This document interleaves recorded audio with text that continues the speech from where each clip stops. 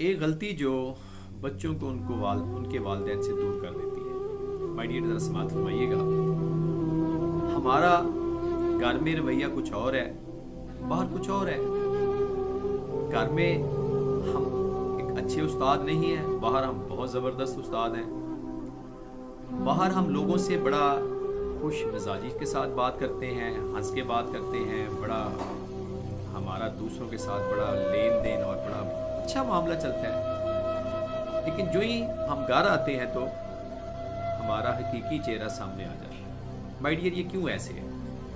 देखिए, घर वाले को ये बात बिल्कुल क्लियर होती है कि पेरेंट्स हमारे अव्वल वक्त में नमाज पढ़ते हैं, क्या इनको अपने गुस्से पे काबू है, क्या इनकी लैंग्वेज सॉफ्ट है, शीरी है।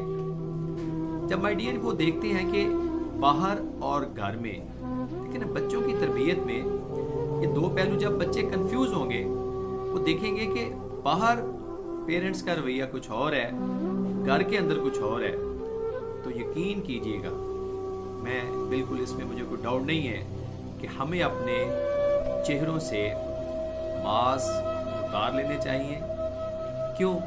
क्योंकि जितना हम बाहर से होंगे वैसे अगर अंदर से होंगे, मतलब हमारा ज़ाहिर और बातिन, आउटसाइड और इनसाइड, तब इसको दोनों सेंस में ले सकते हैं।